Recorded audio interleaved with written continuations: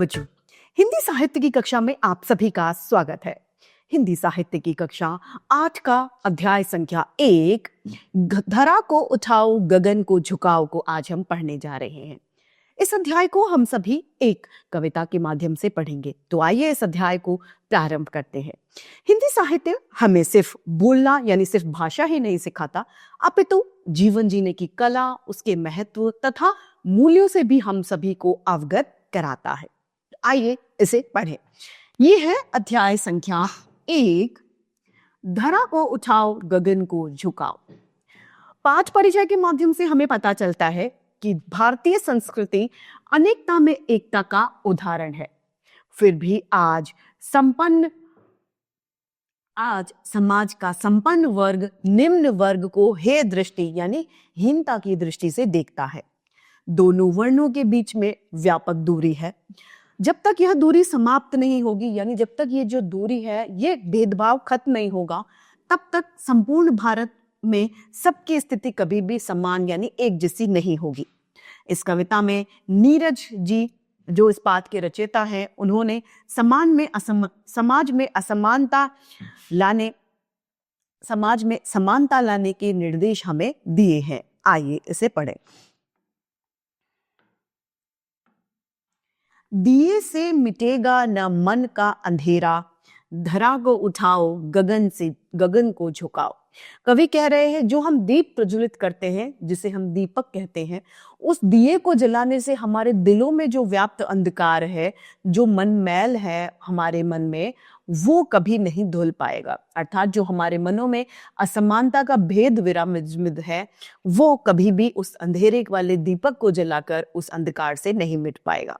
हमें क्या करना पड़ेगा? धरा को उठाना पड़ेगा और आसमान को झुकाना पड़ेगा। बहुत बार आई गई वह दिवाली, मगर तम जहां था वहीं पर खड़ा है। बहुत बार दिवाली आती है, हर वर्ष दिवाली का पर्व आता है, लेकिन अंधकार, तम अर्थात अंधकार, जहां था वहीं पर खड़ा है। ये अंधकार कौन सा है? ये असमानता का अंधकार है, जो अभी भी हूबहू अभी वैसा ही है जैसे पहले था। बहुत बार लौ जल बुझी पर अभी तक कफन रात का हर चमन पर चढ़ा है। लौ बार बार जली और बुझी, लेकिन फिर भी जो कफन है रात का, वो अभी भी चमन पर चढ़ा हुआ है। किस पर चढ़ा हुआ है? चमन पर। न फिर सूर्य रूठे न फिर स्वप्न टूटे, उषा को जगाओ निशा को सुलाओ। सूर्य फिर उसके बाद में रूठे ही नहीं, और स्वप्न यानी सपने फिर टूटे ही नहीं। उषा यानी सुबह को जगाओ, और निशा अर्थात रात्रि को फिर से हमें सुलाना होगा। किसके लिए? हमारे देश में जो व्याप्त असमानता है उनको मिटाने के लिए।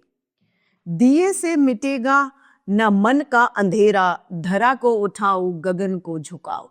जो हम दीप प्रज्वलित करते हैं, उस दीप से हमारे अंदर जो विराजित मैल है, दूसरों के लिए असमानताएं हैं, ऊंच नीच का भेदभाव है, जाति भेद है, वो सभी किससे नहीं मिटेंगे? दीप के उजाले से वो नहीं मिटेंगे। वो मिट सकते हैं तो सिर्फ और सिर्फ हृदय में प्रेम भावना, समानता की भावना, मनुष्यता की भावना लाने पर। सृजन शांति के वास्ते है जरूरी कि हर द्वार पर रोशनी के गीत गाए। सृजन शांति यानी मनुष्य की शांति के लिए क्या जरूरी है? कि हर एक द्वार पर रोशनी के गीत गाए जाएं, यानी असमानता के गीत मिलजुल कर एक साथ में गाए जाए। तभी मुक्त का यज्ञ यह पूर्ण होगा कि जब प्यार तलवार से जीत जाए। और ये जो यज्ञ जो चल रहा है वो तभी पूर्ण मारा जाएगा जहां पर लड़ाई हो रही है। उस लड़ाई की जगह जहां पर तलवारें खींच रही हैं, उन तलवारों की जगह बात शांतिपूर्वक और प्यार के तरीके से समाप्त की जाए, यानी अहिंसा का मार्ग अपनाया जा सके। घृणा बढ़ रही है, अमा चढ़ रही है, मनुज को जिलाओ दनुज को मिटाओ। क्या बढ़ रही है? घृणा यानी नफरत जो है वो निरंतर बढ़ती जा रही है, और अमा यानी अंधकार जो है चढ़ रहा है, नफरत बढ़ रही है और अंधकार बढ़ता जा रहा है। मनुष्य को जिलाओ, दनुज को मिटाओ। मनुज यानी हमारे अंदर जो व्याप्त मनुष्यत्व है, यानी जो मानवता है, उसको हमें जिलाना होगा, यानी जिंदा करना होगा, उठाना होगा। और दनुज जो राक्षस हमारे सभी के मन में बैठे हुए हैं, जो हमें नकारात्मकता की ओर ले जा रहे हैं, उस नकारात्मकता को हमें अपने मनों से मिटाना पड़ेगा। दिए से मिटेगा ना मन का अंधेरा, धरा को उठाओ, गगन को झुकाओ। जो इस देश में व्याप्त अंधकार है वो दीपक से नहीं मिटेगा। वो कब मिट सकेगा? जब हम अपने अंदर व्याप्त असमानता को मार सकेंगे। बड़े वेगमय पंख हैं रोशनी के, न वह बंद रहती किसी के भवन में। बड़े वेगमय यानी वेगमय अर्थात पंख कैसे हैं? वेगमय, जो गति नहीं ले रहे हैं, रोशनी के। ना वह बंद रहती किसी के भवन में। जो उजाला है वो किसी भी रूप में बंद नहीं रह सकता। क्यों? क्योंकि वो वेगमय है, चलता रहता है, उसके पैर है। किया कैद जिसने उसे शक्ति छल से, स्वयं उड़ गया वह धुआं बन पवन में। जिस किसी ने भी उस उजियारे को कैद करना चाहा, वो खुद धुआं बनकर किस में उड़ गया? पवन में, यानी हवा में वो उड़ गया, वह मिट गया है। न मेरा तुम्हारा मन का प्रहर यह, इसे भी बुलाओ और उसे भी बुलाओ। प्रहर अर्थात समय। प्रहर अर्थात क्या होता है? समय।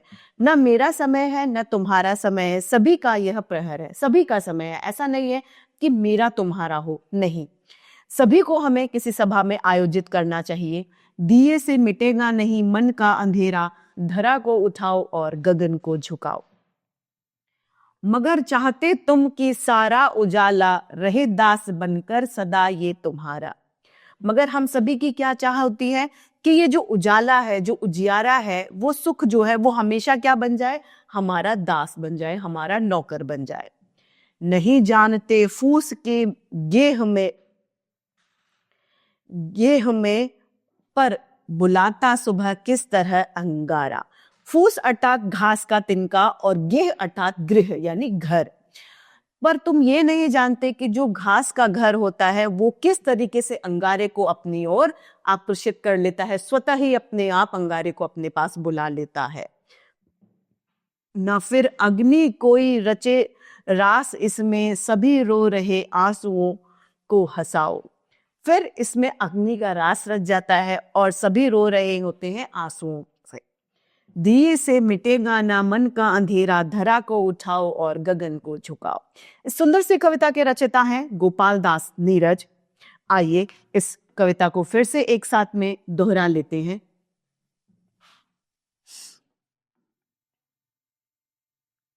दिए से मिटेगा न मन का अंधेरा, धरा को उठाओ गगन को झुकाओ। बहुत बार आई गई यह दिवाली, मगर तम जहां था वहीं पर खड़ा है। बहुत बार लौ जल बुझी, पर अभी तक कफन रात का हर चमन पर पड़ा है। न फिर सूर्य रूठे, न फिर स्वप्न टूटे, उषा को जगाओ निशा को सुलाओ। दिए से मिटेगा ना मन का अंधेरा, धरा को उठाओ गगन को झुकाओ। सृजन शांति के वास्ते है जरूरी कि हर द्वार पर रोशनी गीत गाए। तभी मुक्ति का यज्ञ यह पूर्ण होगा, जब प्यार तलवार से जीत जाए। घृणा बढ़ रही अमा चढ़ रही, मनुज को जिलाओ धनुज को मिटाओ।